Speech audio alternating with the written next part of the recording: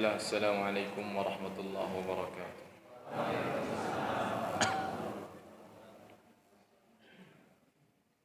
Alhamdulillah hamdan katsiran tayyiban mubarakan fihi kama yuhibbu rabbuna wa yarda. Asyhadu an la ilaha illallah wahdahu la syarika lah iqraran bihi wa tauhidan. Wa asyhadu anna Muhammadan 'abduhu wa rasuluhu sallallahu alaihi wa ala alihi wa ashabihi wa sallam tasliman mazidan. Qala Allah subhanahu wa tabaraka wa ta'ala ya ayyuhalladzina amanu ittaqullaha haqqa tuqatih wa la tamutunna illa wa antum muslimun. وقال يا أيها الناس اتقوا ربكم الذي خلقكم من نفس واحدة وخلق منها زوجها وبث منهما رجالا كثيرا ونساء واتقوا الله الذي تساءلون به والأرحام إن الله كان عليكم رقيبا.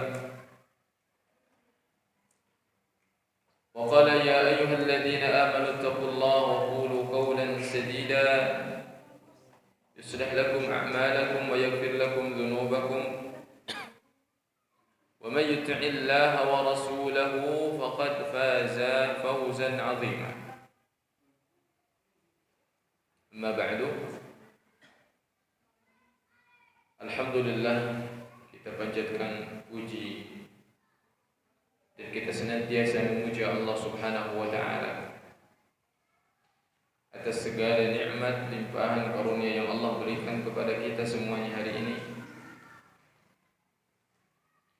atas hidayah yang Allah Subhanahu wa taala masih lekatkan dalam jiwa kita, pada tubuh kita, sehingga tubuh ini mampu untuk melaksanakan apa yang Allah perintahkan, apa yang Allah dan Rasulnya perintahkan di dalam Al-Quran dan juga di dalam As-Sunnah.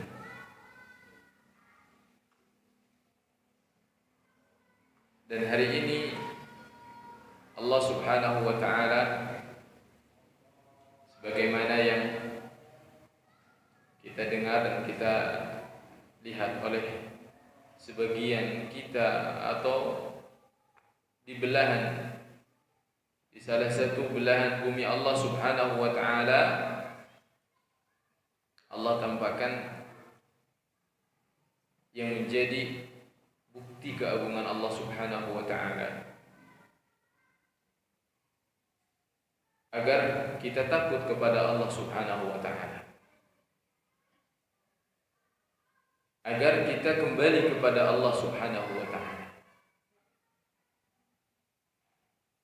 Jika ayat Allah, yaitu tanda-tanda kebesaran Allah kadangkala tampakkan pada makhluknya, maka ada yang harus kita perhatikan lebih dari itu. Bahkan kadangkala kewajibannya ini, jika kewajiban untuk melaksanakan salat khusuf atau salat khusuf, salat gerhana itu, ketika terjadi gerhana, paham tidak? Ketika muncul, namun takut dengan ayat Allah yang bersifat syar'iyah, karena ayat itu ada dua tanda itu. Bisa ayat kauniyah seperti matahari, bintang, bumi, bulan, itu ayat. Dalam Al-Quran disebut ayat, tanda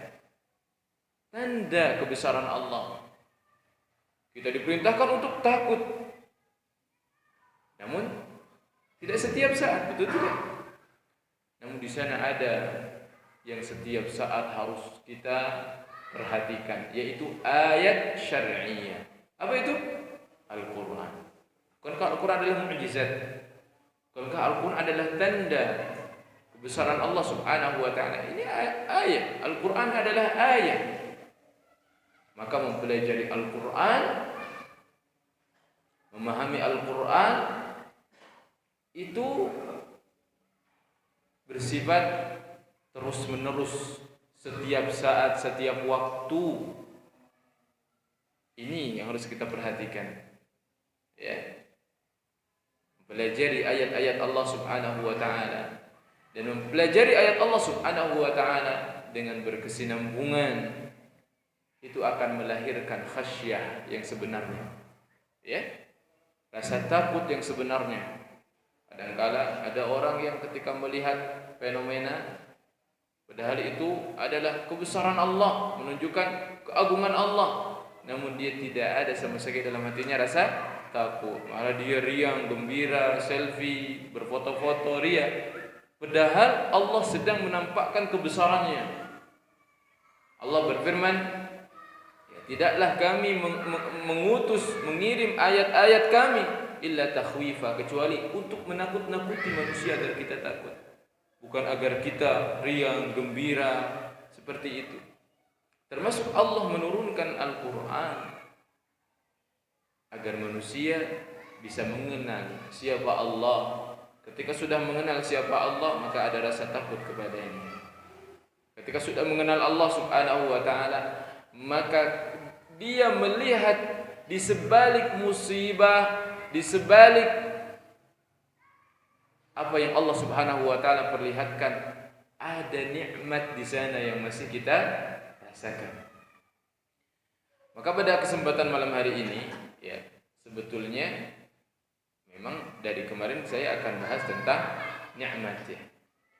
Dan ini adalah momentum yang sangat pas ketika kita akan membahas tentang kewajiban mengingat nikmat Allah Subhanahu wa taala. Dan pembahasan ayat yang saya sampaikan ini runut, ya. Kita masih dalam surah Al-Baqarah. Setelah kemarin kita bahas apa? Tentang hikmah penciptaan Nabi Adam. Allah sebutkan, saya ceritakan manusia itu dari mana, Adam itu apa artinya, Adam diciptakan bagaimana proses penciptaan Nabi Adam sampai kepada kita ini. Nah, ya, Allah Subhanahu wa taala berfirman di dalam Al-Qur'an, insyaallah kita akan baca lagi ayatnya. Ya. Enggak ini kalau enggak dibaca dulu ayatnya bareng-bareng rasanya gimana gitu, ya. Baik, sudah terbiasa begitu, ya. Silakan yang membawa Al-Qur'an, membawa handphone bisa lihat di handphonenya, ya. A'udzu billahi minasy syaithanir rajim. A'udzu billahi minasy syaithanir rajim. Wa idh qulna lil malaikati isjudu li Adam fasajadu.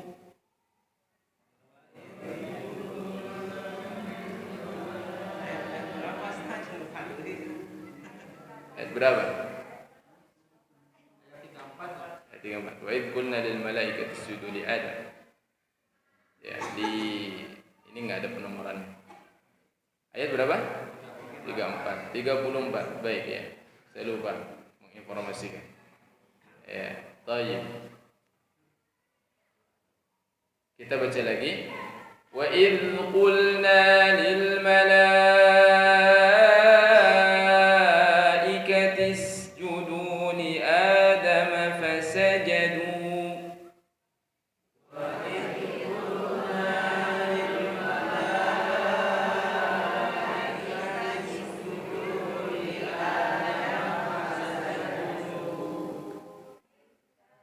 Fasajadu illa iblis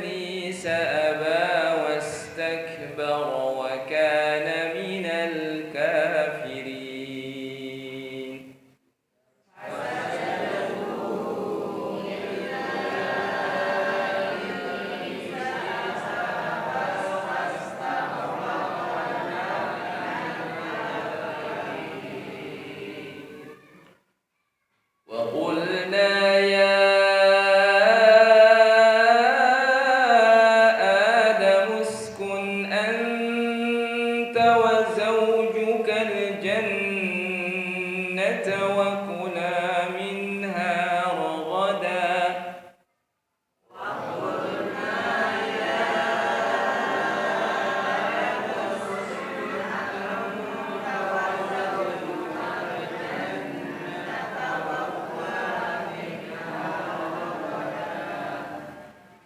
وكلا منها رغدا حيث شئتما ولا تقربا هذه الشجرة فتكونا من الظالمين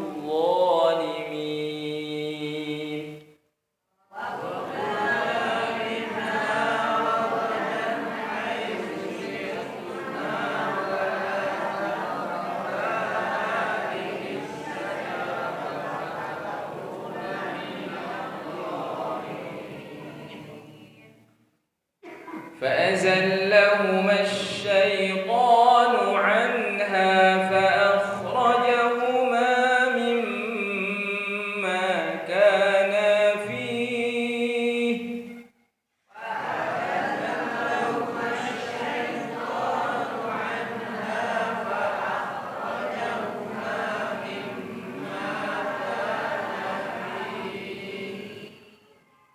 وقلنا اهبطوا بعضكم لبعض عدو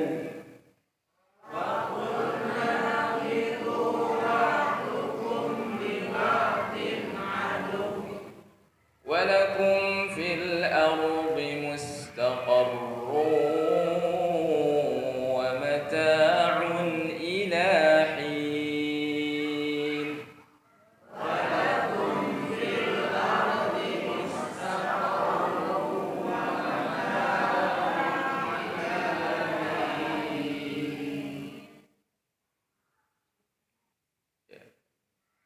Baik, kita baca dulu nanti kita lanjutkan lagi.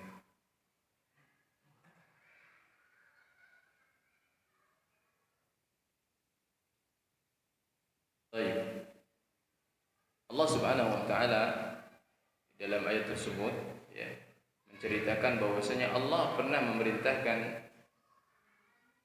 kepada para malaikat wa idh kunna lil malaikati isjudu li Adam untuk bersujud kepada Nabi Adam alaihissalam ikraman lahu wa ta'ziman. Dan sujud ini adalah sebagai bentuk penghormatan ya, sebagai bentuk penghormatan. Lagian Allah yang memerintahkan. Allah yang memerintahkan. Namun hari ini tidak boleh seseorang sujud kepada selain Allah, apapun alasannya. Apapun alasannya. Bahkan di dalam sebuah hadis Rasulullah sallallahu alaihi wasallam mengatakan, "Lau kuntu amiran," andai aku diperintahkan untuk memerintah, maksudnya gitu. Andaikan aku diperintahkan untuk memerintahkan seseorang sujud kepada seseorang yang lainnya, la amartu, maka niscaya aku akan perintahkan apa yang beliau perintahkan, yaitu seorang perempuan untuk bersujud kepada suaminya. Paham? Itu pun kalau Rasulullah diperintahkan. Namun tidak boleh seseorang sujud kepada selain Allah Subhanahu wa taala. Kalaupun ada di dalam Islam boleh bersujud, maka yang paling berhak untuk menerima sujud itu adalah seorang suami dari istrinya. Saking besarnya hak suami atas istri-istrinya. Jadi ini adalah sujud pengagungan kepada Nabi Adam, bukan penghormatan ya. Ya, pengagungan juga ta'zim. Namun ta'zim kepada makhluk. Dan ini atas dasar perintah Allah Subhanahu wa taala sebagai bentuk ibadah kepada Allah dengan melaksanakan perintah Allah Subhanahu wa taala. Famtazalu amrallah, maka mereka pun para malaikat langsung cepat-cepat mendengar apa yang Allah perintahkan dan mereka melaksanakannya.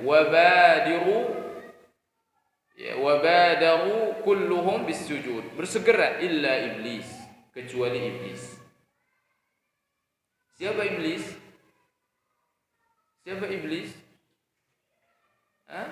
Iblis itu adalah satu makhluk Allah yang Allah ciptakan dari bangsa jin. Paham? Dari bangsa jin. Karena Allah pada saat itu telah menciptakan jin.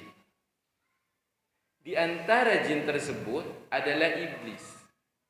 Jika jin-jin yang lainnya, ya berdasarkan apa yang disampaikan oleh para ahli tafsir, mereka tinggal di bumi karena bumi sudah ada pada saat itu. Allah belum menciptakan manusia. Namun iblis ini salah satu dari bangsa jin sudah menetap di sorga. Ketika Allah menciptakan Adam, yaitu manusia, maka Allah memerintahkan agar malaikat yang berada di sorga itu, termasuk iblis yang pada saat itu berada di sorga, wajahnya rupawan, dia itu ahli taat, dia itu tahu siapa Allah subhanahu wa ta'ala, tahu bagaimana agungnya Allah subhanahu wa ta'ala. Ya, kalau kita ngadu ilmu, saya, para ustaz, ya, sehebat apapun ngadu ilmu dengan iblis, siapa yang menang? Iblis lah. Dia udah tinggal di sorga, dia udah tahu, dia berdialog dengan Allah subhanahu wa ta'ala, ya kan? Namun ilmu itu tidak akan bermanfaat ketika apa? Ketika sombong. Illa iblis aba. Aba itu gak mau dia. Yang lain sujud malaikat, dia gak mau. Imtana anis sujud, nolak. Gak mau, saya gak mau sujud. Wastakbara an amrillahi wa ala Adam, gak mau dia. Gak mau nurut perintah Allah subhanahu wa ta'ala. Qala, dalam ayat lain dia berkata, Allah ceritakan, A'asjudu liman khalaqta tina? Apakah aku pantas bersujud kepada seseorang yang kau ciptakan dari tanah? Itu dia. Jadi alasannya itu. Wa hadzal iba min huwal istikbar. Sebetulnya dia sombong. Sebetulnya dia itu tahu dan dia harus untuk sujud karena itu adalah perintah Allah subhanahu wa ta'ala. Namun kesombongan dialah yang telah menutupi kebenaran dia. Natijatal kufri alladhi huwa muntawin alaih. Karena iblis sudah diselimuti kekufuran pada saat itu. Fatabayyanat hina idzin adawatuhu lillahi wa li Adam wa kufri wal istikbar. Maka pada saat itu jelaslah permusuhan iblis kepada Allah, kepada Adam, dan kekufurannya serta kesombongannya. Wa fi hadhil ayat min al-ibari wal ayat. Dalam ayat ini banyak sekali pelajarannya.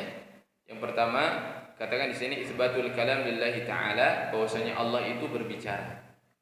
Ya, Allah itu berbicara. Allah berbicara. Namun bagaimana bicaranya Allah? Tentu saja disesuaikan dengan keagungan, kemuliaan Allah, tidak sama dengan makhluknya. Ya. Baik. Dan di sini juga buruknya seseorang menggunakan akal yang tidak disertai dengan keimanan. Ya. Iblis dia menggunakan akalnya. Katanya api itu lebih baik dari tanah. Padahal sama sekali tidak terbukti. Makanya sudah dikatakan bahwasanya itu adalah karena kesombongan. Ya, karena kesombongan itu dia membawa dalil-dalil, bahkan dalil yang lemah pun dia bawa. Tidak tanggung-tanggung di hadapan Allah Subhanahu wa ta'ala. Ya. Dan ini juga adalah fadilah ilmu. Kenapa Nabi Adam diperintahkan para malaikat untuk sujud kepadanya? Karena Nabi Adam diberikan ilmu oleh Allah Subhanahu wa ta'ala. Dalam ayat sebelumnya, wa 'allama Adam al-asma'a kullaha. Allah ajarkan semua nama-nama kepada Nabi Adam. Ternyata setelah didemonstrasikan kepada para malaikat, malaikat ditanya, ya, bisa enggak kalian tahu enggak nama-nama ini? Ternyata mereka tidak tahu, dan Adam ternyata lebih tahu dari mereka. Ya, baik. Kemudian Allah berfirman, "Wa qulna ya Adam uskun anta wa zawjukal jannah." Maka Nabi Adam pun diperintahkan oleh Allah dan istrinya. Nah, istrinya ini diciptakan oleh Allah Subhanahu wa taala dari mana? Dari rusuknya Adam alaihissalam. Diciptakanlah mereka berpasangan. Wa kula minha ragada. Silakan, kata Allah, silakan makan yang semuanya yang tersedia di surga. Haitsu syi'tum, apa yang kalian pengen makan. Wala taqraba hadhihi syajarah. Namun jangan kamu dekati pohon ini. Pohon namanya asy-syajarah. Adapun penamaan buah khuldi itu enggak tahu saya. Ya, karena dalam ayat ini disebutkan asy-syajarah saja pohon. Mungkin kenapa dikatakan khuldi? Khuldi itu kan kekal ya. Ya, itu istilahnya iblis. Tapi iblis juga enggak bilang itu buah khuldi. Hanya saja iblis pernah bilang kepada Adam itu alasannya, ya, kenapa Allah itu melarang kamu untuk mencicipi pohon tersebut, mendekati pohon tersebut, biar kamu ya enggak jadi malaikat atau kamu enggak jadi kekal di surga, sehingga tergoda ya Nabi Adam. Karena saking nikmatnya surga, dia enggak mau pisah dengan surga, namun pada akhirnya justru maksiat itulah, pelanggaran Adam itulah yang menjadikan Adam dikeluarkan dari mana? Dari surga. Pengen kekal di surga, namun karena enggak taat sama Allah, akhirnya dikeluarkan dari surga. Fatakuna minadh dhalimin. Maka kalau kamu nanti dekatinya aja jangan, apalagi untuk mengambil dan mencicipinya. Kalau sampai kalian berdua mendekati pohon tersebut, kalian akan menjadi orang-orang yang zalim. Orang-orang yang zalim. Nah, makanya orang yang zalim itu adalah sebetulnya orang yang melanggar aturan Allah Subhanahu wa taala. Zalim kepada siapa? Zalim kepada diri sendiri. Zalim kepada diri sendiri. Akhirnya apa? Ya. Akhirnya syaitan pun memberikan waswasah dari kejauhan ya. Memberikan waswasah, diberikan bisikan-bisikan kepada Nabiullah Adam alaihissalam. Pada akhirnya fa'azallahum asy-syaitan. Syaitan mampu menggelincirkan Nabi Adam dan istrinya. Fa akhrajahuma mimma kana fi. Kemudian berhasil mengeluarkan Nabi Adam alaihissalam dari surga. Jadi setelah diberikan bisikan begitu, ya karena dia udah ahli, udah tahulah itu lapak dia surga itu, ya kan, senior di surga. Akhirnya dibisiki. Makanya kuat sekali. Syaitan itu, iblis itu nggak bisa masuk surga, udah nggak di surga dia. Tapi dia masih bisikin begitu, ya. Dia nggak bisa untuk Nabi Adam itu diseret, digusur gitu, enggak, dibisikin. Begitu juga hari ini. Syaitan itu kerjaannya ngebisikin kita. Ya, untuk maksiat, hati. Ya, setelah itu ada bayangan, kemudian itu kita dibuat lupa, ya. Lupa dengan apa? Lupa dengan bahaya dan deritanya nanti. Derita dari maksiat itu. Kita cuma diberikan nikmatnya saja ketika melakukan maksiat. Itu makanya Allah menggambarkan dalam Al-Qur'an itu fazayyana lahumus syaitan. Syaitan itu menghiasi. Padahal gak bagus maksiat itu, padahal buruk, namun dibuat indah, enak ketika kita melakukannya, dan lupa setelah maksiat itu ada neraka, ada siksa yang menanti, begitu. Ya. Baik. Akhirnya keluarlah Nabi Adam alaihissalam. Bahkan ketika mencicipi fabadat lahuma sawatuhuma. Kemudian tiba-tiba melorot semuanya pakaiannya. Pakaian Nabi Adam itu melorot, ya kan? Wa tafiqa yakhsifani alaihima min waraqil jannah. Kemudian lari-lari, ya. Nyari apa? Nyari daun ditutupi, kayak Tarsan mungkin Pak begitu. Ya kan? Gambarannya begitulah. Ditutupi auratnya. Auratnya ditutupi dengan daun-daun tersebut. Namun itu adalah dosa. Dosa itu membuat atau mendatangkan suatu hukuman. Maka Allah Subhanahu wa taala pada akhirnya wa qulna bitu ba'dukum li ba'din adu wa lakum fil ardi mustaqarrun wa mata'un ilahin. Akhirnya Adam pun diturunkan oleh Allah Subhanahu wa taala dan menanggung derita. Bahkan kita sendiri menanggung derita. Derita tersebut kita harus turun ke dunia, anak cucunya, ya, dan mengalami ujian demi ujian sebagaimana Nabi Adam mengalami ujian demi ujian. Yang dulunya di surga mau makan tinggal makan, mau minum tinggal minum, akhirnya di dunia harus cari makan. Ya, dihukum oleh Allah Subhanahu wa taala. Namun hukuman itu bukan berarti Nabi Adam alaihissalam tidak diampuni. Karena Nabi Adam alaihissalam ketika sudah berdosa pada saat itu langsung berdoa kepada Allah Subhanahu wa taala. Betul enggak? Doanya masyhur, kita hafal semuanya. Apa? Rabbana zalamna anfusana wa illam taghfir lana wa tarhamna lanakunanna minal khasirin. Ya, fatalaqqa Adamu min rabbih kalimat fataba alaihi. Langsung didengar oleh Allah. Iblis gimana? Beda lagi, beda madhab kalau iblis, beda prinsip dengan Adam. Kalau Adam ketika berbuat dosa langsung, kalau iblis enggak. Kalau iblis ketika disuruh keluar, fa bi'izzatik. Oke. Dengan kebesaranmu dan keagunganmu ya Allah, masih bilang gitu di hadapan Allah. Memang karena dia tahu. Kalau kita kadang-kala kan buat maksiat karena kita enggak tahu apa? Enggak tahu Allah. Kita enggak tahu kebesaran Allah. Ya enggak?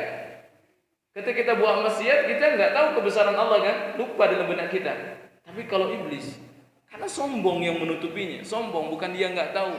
Ketika dia melawan, dia masih menyebutkan keagungan Allah. Fa bi'izzatik, atas kuasamu, kehebatanmu, la ughwiyannahum ajma'in, aku akan sesatkan mereka semuanya, keturunan-keturunannya. Ya kan? Itu janji iblis di hadapan Allah langsung, di hadapan Allah langsung. Ya kan? Dan Allah ijabah permintaannya. Bayangkan.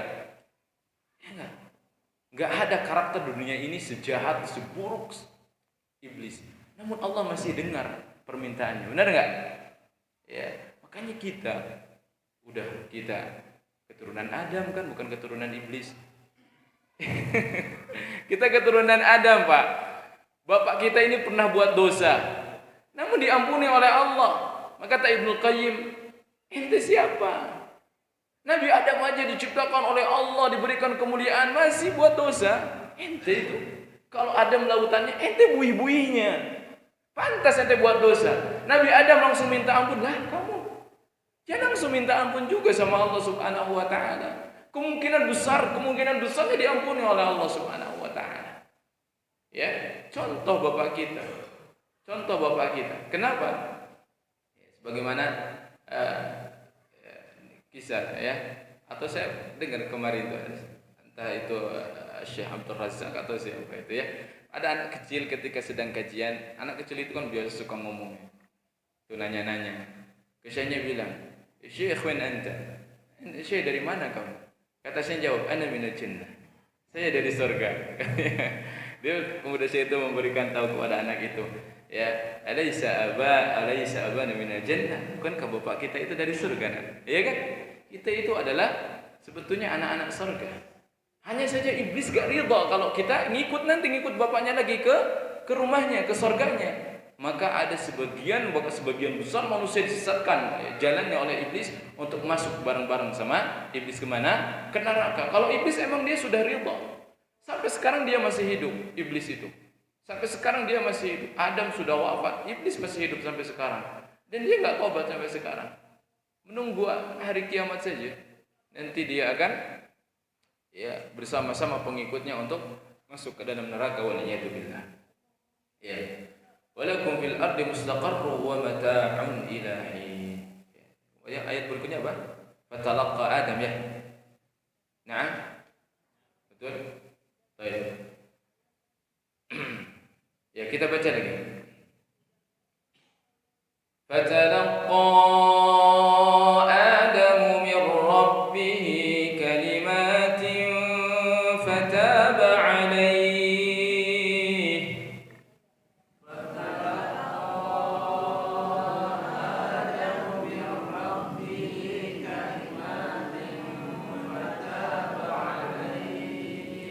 Innahu huwat tawwabur rahim.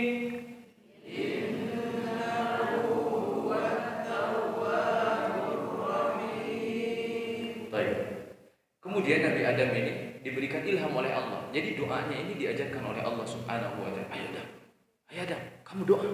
Langsung diajarkan oleh Allah, dikasih ilham untuk berdoa kepada Allah. Kita di kalimat ya. Makanya kita itu harus meneladani dari segala aspeknya. Bahkan doanya kita pakai. Bahkan doa bapak kita itu kita pakai. Ya. Rabbana innana zalamna anfusana. Itu doa itu. Nah, wahya qauluna rabbana zalamna anfusana. Itu ada dalam Al-Qur'an ayatnya. Rabbana zalamna anfusana. Fa'tarafa bidzanbihi wa sa'ala Allah maghfiratah. Nabi Adam pun ngaku dosa. Kemudian minta sama Allah Subhanahu wa taala ampunan. Fataba alaihi, maka Allah pun menerima taubat Adam. Wa rahimahu, Allah pun menyayangi Adam. Innahu huwat tawwabur rahim. Tapi bukan berarti sayangnya Allah Subhanahu wa taala bukan berarti melepaskan Adam dari ujian. Tetap kan Adam dikasih ujian. Begitulah sampai hari ini. Jika Allah sayang kepada hambanya, jika Allah ingin memuliakan seorang hamba, maka Allah akan mengujinya. Allah akan mengujinya. Tanda Allah sayang kepada hambanya, maka Allah akan mengujinya. Baik. Kemudian Allah Subhanahu wa taala berfirman. Nah, kita baca lagi. Qul nahbitu minha jami'an fa imma ya'tiyannakum minni huda.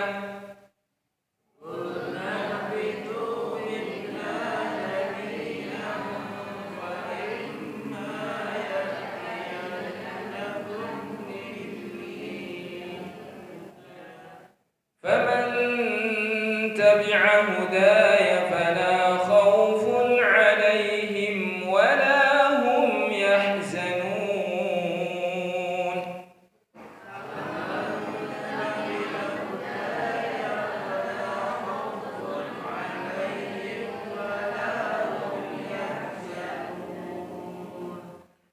والذين كفروا وكذبوا بآياتنا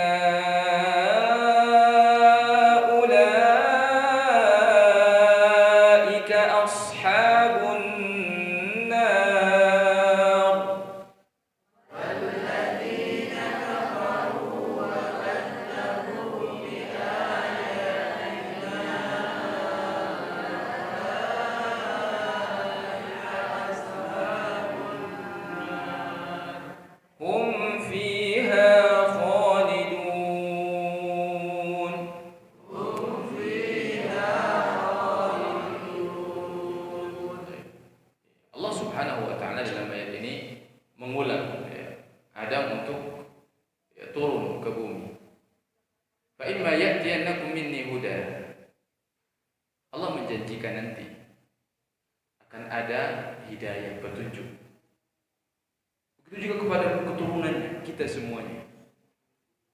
Banyak sekali setiap kurun waktu, generasi Allah utus, yaitu Rasul, kitab, dan itu adalah sebagai petunjuk. Petunjuk yang akan mendekatkan kita semuanya, termasuk bangsa jin, kepada Allah Subhanahu wa ta'ala, yang akan mendapatkan keridhaan dari Allah Subhanahu wa ta'ala, mendekatkan kepada Allah, kepada keridhaannya. Faman tabi'a hudaya, barang siapa yang mengikuti petunjukku itu di antara kalian, yaitu beriman kepada para rasul, beriman kepada kitab-kitab Allah, dan mengambil jalan mereka, wadzalika bitasdiqi jami' akhbari rusuli wal kutub, dengan membenarkan semua apa yang dikabarkan oleh Allah melalui para rasulnya dan juga di dalam kitab-kitabnya, membenarkan hukum-hukumnya, ridha dengan hukum-hukumnya. Ya kan? Karena tidak semua orang bisa ridha dengan hukum Allah Subhanahu wa taala. Benar enggak? Allah perintahkan ya, cari rezeki yang halal. Allah halalkan wa halal bai' wa harrama riba. Allah haramkan riba. Ternyata tidak semua orang siap. Ya kan? Allah atur bagaimana hukum warisan. Ya, setiap orang mewarisi yang lainnya dengan aturan yang Allah tetapkan. Tidak semua orang, bahkan itu seorang yang mengaku muslim, siap dengan hukum yang Allah turunkan. Ya. Ini adalah bukti bahwasanya ada pilihan di sana. Nanti kata Allah Subhanahu wa taala, barang siapa yang mengikuti penunjukku, yaitu melalui para rasul, melalui kitabnya, ya, Maka janji Allah Subhanahu wa taala, "Fala khaufun 'alaihim wa lahum yahzanun." Dia nggak bakalan nanti merasa takut dan juga nggak bakalan merasa sedih. Ini Pak, dua. Tidak ada rasa takut, tidak ada rasa sedih. Maksud tidak ada rasa takut adalah tidak ada ketakutan kelak dia menghadapi hari kiamat. Allah akan berikan keamanan dia. Ketika dia masuk dalam kubur, Allah akan berikan keamanan dia dari fitnah kubur. Ketika dia dibangkitkan, Allah akan berikan keamanan. Ketika dia dihisab, Allah akan ringankan hisabnya. Ini adalah orang-orang yang beriman. Ya. Begitu juga sifat orang yang beriman adalah dia tidak sedih dengan apa yang telah luput darinya. Kenapa? Karena apa yang ada di hadapan dia itu lebih besar daripada apa yang telah luput darinya. Jangan bersedih. Maka ini ada isyarat bagaimana dan dalam keadaan apapun kita harus ada dua sifat yang ada dalam diri kita, yaitu sabar dan syukur. Sabar dan syukur. Kedua sifat itulah yang akan menolong seorang hamba mendapatkan ketenangan kehidupannya. Bahkan sebelum dia meninggal, di dunianya akan diberikan ketenangan oleh Allah Subhanahu wa taala. Ya, silakan azan dulu. Kita lanjutkan sebentar. Oh, belum. Oh, itu sudah berkumandang di sana. Oke, baik. Nah, baik, berarti kita langsung pada ayat berikutnya. Ya, kita baca dulu. Ya bani Israil adhkuru ni'mati allati an'amtu 'alaikum wa awfu bi'ahdi.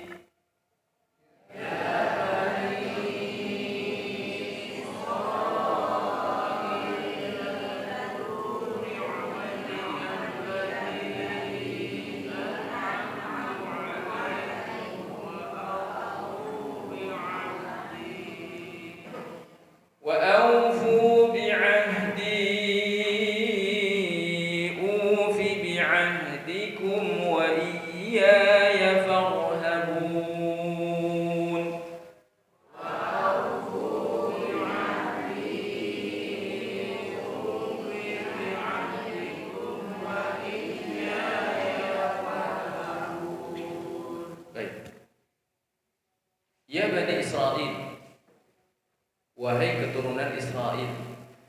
Israel itu adalah Nabi Ya'qub alaihissalam. Jadi para bapak, para ibu, Israel itu adalah Nabi Ya'qub. Bani Israel berarti keturunannya Nabi Ya'qub. Ya, kalau kita sebut ya Israel gitu ya, karena mereka pengen disebut Israel. Karena Israel itu sebetulnya adalah nama Nabi Ya'qub. Nabi Ya'qub itu nama lainnya itu panggilannya adalah Israel. Ya, Israel. Kita panggilnya bukan Israel, ya, karena Israel itu adalah nama yang mulia sebetulnya. Kita panggil Yahudi. Ya, Allah hanya menyebutnya dalam Quran Yahudi aja. Yahudi. Nah, Yahudi ini memang keturunan siapa? Keturunan Nabi Ya'qub, silsilahnya gitu kepada Nabi Ya'qub. Makanya mereka Bani Israel. Azan dulu. Alhamdulillah wassalatu wassalamu ala Rasulillah wa ala alihi wa ashabihi wa man walah wa la haula wa la quwwata illa billah. Ya, para bapak, para ibu yang dirahmati Allah Subhanahu wa taala, seperti yang saya sampaikan tadi, bahwasanya Israel ini adalah Nabi Ya'qub alaihissalam. Nabi Ya'qub ini putra siapa?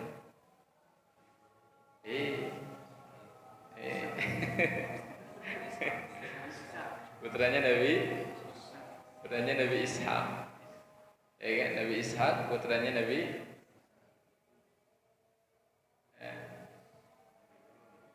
Nabi siapa? Nabi Ibrahim kan? Iya kan? Ada.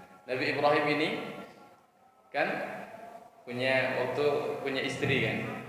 Ya, ini perjalanannya kan panjang Nabi Ibrahim itu.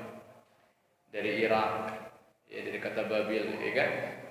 Diusir sama penduduk kampungnya. Diusir kan?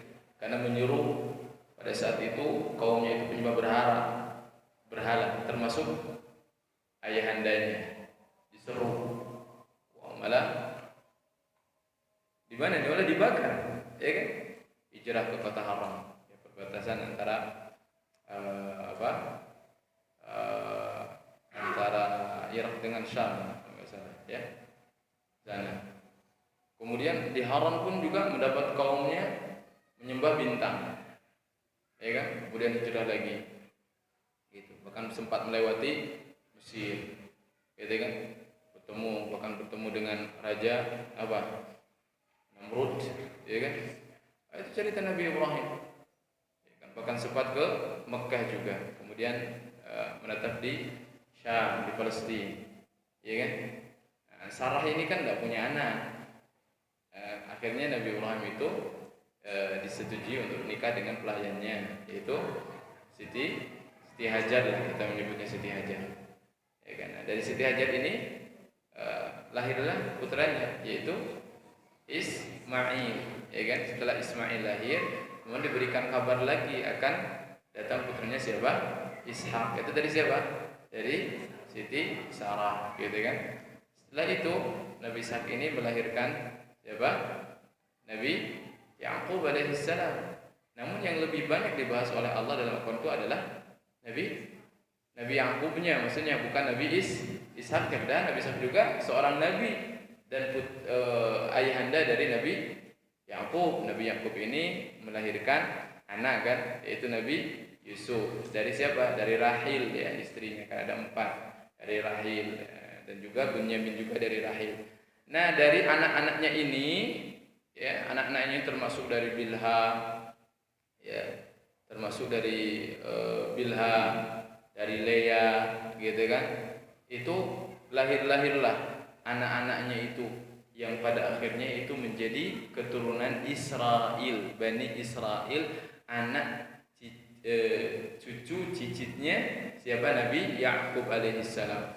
Dan para nabi, jika kita lihat silsilahnya, itu silsilahnya ke sana rata-ratanya sampai terakhir Nabi Isa alaihissalam. Adapun Nabi Muhammad jalurnya dari mana? Dari Ismail ke sana kan? Jalurnya begitu. Itu Ibu ya. Nah ini perintah untuk bersyukur. Ya Bani Israel, kuru ni'mati. Wahai Bani Israel, ingat-ingat nikmatku. Ini tema kajian kita. Ya. Ini diperintahkan kepada Bani Israel. Kita kan bukan Bani Israel. Ya, namun Al-Quran ini bukan khusus saja kepada mereka. Khitabnya umum, perintahnya umum, atau khusus perintahnya kepada Bani Israel, namun isinya adalah umum untuk kita juga. Jadi diperintahkan Bani Israel untuk mengingat-ingat nikmat Allah Subhanahu wa taala. Ya, pada saat itu yang diperintahkan adalah Yahudi, Bani Israel, yang mereka tinggal di mana? Di Madinah dan sekitarnya. Pada saat itu, dan juga Bani Israel yang datang setelah mereka. Maka Allah berfirman, "Uzkuru ni'mati allati an'amtu 'alaikum." Yaitu kalian untuk mengingat nikmat yang telah aku berikan kepada kalian. Nikmat apa itu? Ya tentu saja nikmat secara umum. Yashmalu sa'iran ni'am allati sayadhkuru fi hadhihi surah ba'daha. Yang disebutkan dalam surah ini sebagiannya. Kalau kita nanti insyaallah, karena kalau kita sudah bicara Bani Israel, kita sepertinya akan menceritakan sejarah Bani Israel. Ya. Dari mulai panjang sekali, Pak, panjang sekali. Bahkan setiap nabi kan, contohnya misalkan Nabi Musa, itu dari Bani Israel, punya kisah tersendiri yang sangat panjang, diulang-ulang oleh Allah Subhanahu wa taala. Ya kan? Nah itu, dalam surah Al-Qasas diceritakan lagi, dalam surah Taha disebutkan lagi, dalam surah Al-A'raf disebutkan lagi tuh kisahnya. Ya kan? Nabi Yusuf juga kisahnya, bukan satu surah kan? Satu surah. Dah pernah dengar belum kisah Nabi Yusuf? Diceritakan dari awal sampai akhir tuh. Ya, itu adalah seindah-indah kisah yang pernah Allah turunkan ke muka bumi ini. Ya, itu adalah kisahnya Nabi Yusuf. Itu semuanya adalah keturunan Nabi Yakub alaihi salam. Dan nikmatnya sangat banyak sekali. Apa di antara nikmat yang diberikan kepada mereka? Yaitu diutusnya para nabi, para rasul di kalangan mereka. Di kalangan mereka. Makanya ketika nikmat ini tidak disyukuri oleh mereka, bencana bagi mereka. Benar enggak? Bencana bagi mereka. Kenapa tidak disyukuri? Apa bentuk tidak syukurnya Bani Israel? Mereka itu menentang rasulnya, bahkan sampai membunuh rasulnya. Bahkan kitabnya mereka tahrif, mereka selewengkan, mereka palsukan kitabnya, kitab Taurat dan kitab Injil dipalsukan itu oleh Yahudi. Nabi-nabinya dibunuh oleh mereka. Tapi mereka dengan pedenya mengatakan nahnu abnaullah, kami itu anak-anak kesayangan Allah. Kenapa? Ya kan kami terus jadi rasul diutus dari bangsa kami, ya kan? Sehingga puncaknya mereka tidak bersyukur, bahkan hasan adalah ketika diutusnya nabi terakhir yaitu Nabi Muhammad sallallahu alaihi wasallam bukan dari garis keturunan mereka melainkan dari bangsa Arab.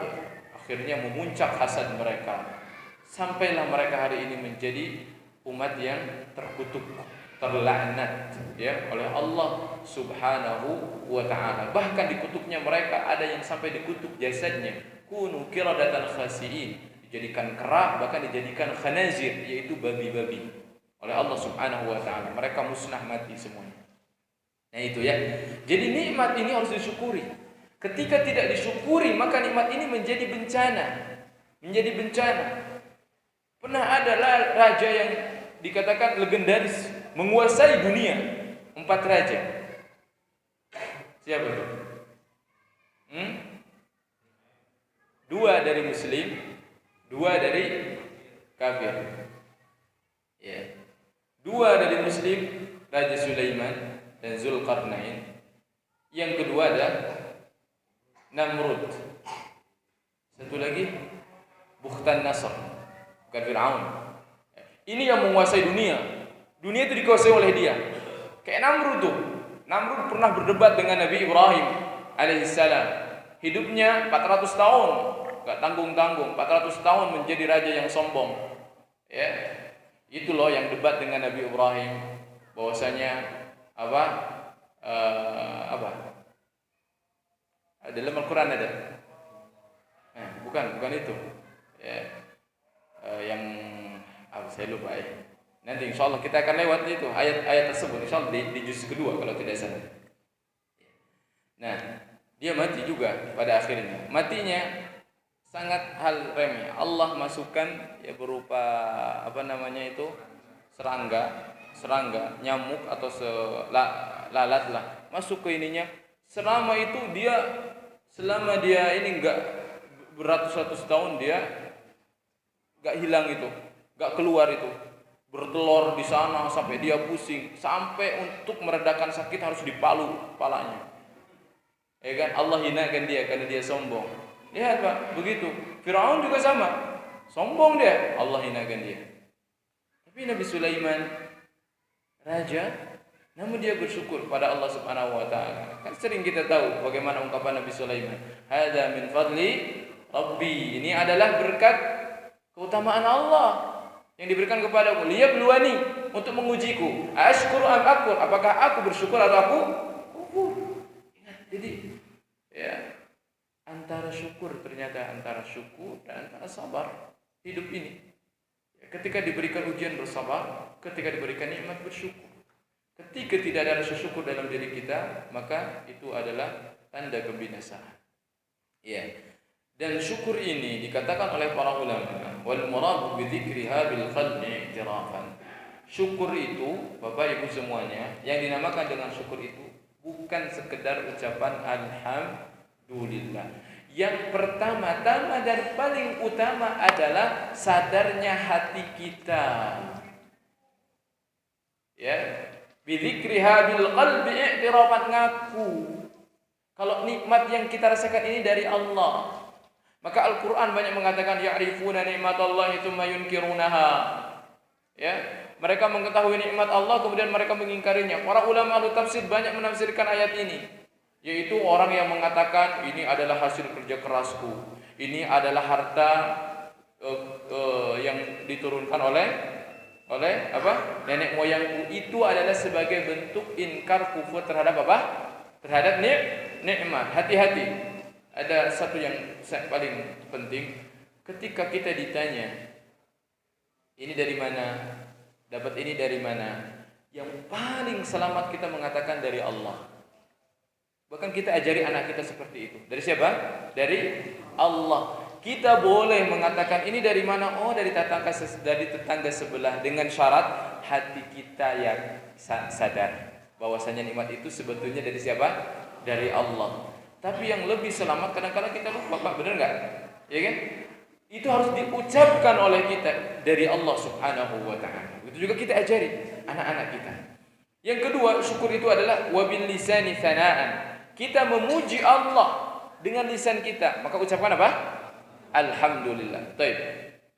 Wabil jawarihi bisti'maliha fi ma yuhibbuhu wa yurdi. Yang ketiga, mensyukuri nikmat itu adalah dengan menggunakan nikmat tersebut dalam perkara-perkara yang Allah cintai dan Allah ridai.